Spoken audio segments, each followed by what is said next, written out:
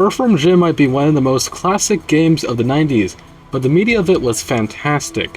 What if I told you that there was other media and earlier versions of the game that might have been different experience for Earthworm Jim? Earthworm Jim 1's development started around 1993 when they came up with the idea of the character for the game. It was announced around late 1993 and early 1994, with some of the early screenshots of the early version of the game have a few differences, like the HUD being a bit different, and also there's a few main differences, like some sprites and animation being a bit different. There's also a few lost and unheard levels, the first one being a crystal-like world where Earthworm Jim would not have his suit, but also worth mentioning in the early version for Pete's sake, it has the same material / color as the level. The second one was a stunt-like world where Earthworm Jim would encounter a couple weird things there. There was meant to be a Psycho encounter, possibly meaning that he may or may not have been a regular boss more than a mini-boss, or that there was just going to be random encounters in certain levels. But also, if you look at early footage of this level, you see that Dr. can be seen in the level and he would have jumped around from area to area, possibly meaning that this might have been an early version of intestinal distress. There are also a few other tiny differences, like Earthworm Jim using a plasma blaster during the fight, which might have been changed for creative differences. The second one being that in level 5, during the falling section of the game where you're fighting the naked chicken, Professor Monkeyhead was meant to be seen watching the player from the front area while they're both fighting, which this detail was cut from the game but could be seen in early footage and screenshots. But sadly, this specific build has not been found yet, but only a few other beta builds have been found, but sadly those are almost identical to the final release, minus a few little tiny changes. But this version of the beta build has not been found. After the success of the first Earthworm Jim game, they would make a sequel to it, known as Earthworm Jim 2, and this was interesting because just like the last game, not only there's a few beta builds, but a couple early builds that were found. The first one we'll talk about is the April of 1995 build. This one was shown in gaming magazines and events around the time it was announced. This one's a bit different from the final game. There was meant to be 4 more pre-rendered graphics in the game than what we got in the final version of it.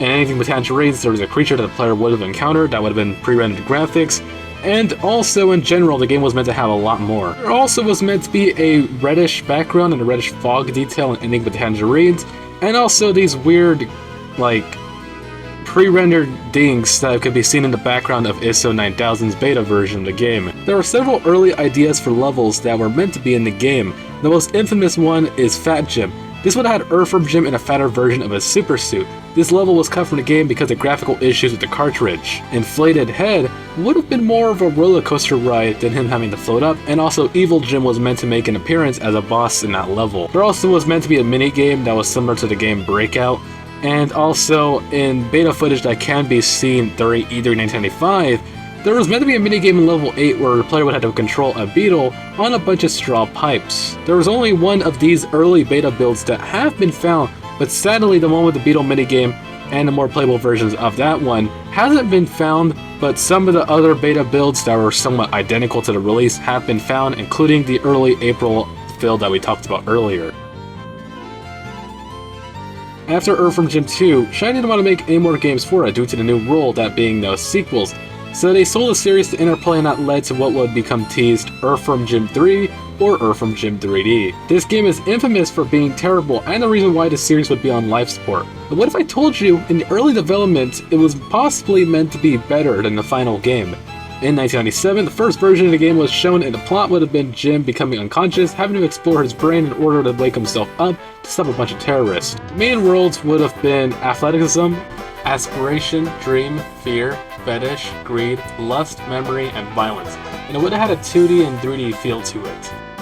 And due to them wanting to make the game similar to games like Mario 64 and Banjo-Kazooie, and also at the same time they wanted it on other systems around the time, so this reworked it into the 1998 version, where it was similar to the final game with the plot and stuff, but there were several other things known, like there being 6 worlds, those being happiness, fantasy, fear, aggression, childhood, and physical. This version would have had a lot more features in general, but sadly they had to cut a lot of this in order to make it fit on Nintendo 64, and sadly we got the version that we got. The thing that makes this worse is that neither the 97, 98, or the early 1999 version has not been found or released but there are only a few beta cartridges of the almost close to release 99 builds that have been found, but are in the hands of possibly collectors since there hasn't been a ROM that has been leaked online for people to play, making these rare. In 2006, they planned to revive the Earthworm Jim series by making a reboot called Earthworm Jim, or known as Earthworm Jim PSP, and it would have several areas from the first game and a few new areas and returning characters. But this game was sadly cancelled due to money issues with Atari and Interplay. This game was shown and was around 70% finished, and a beta build hasn't been found but does exist.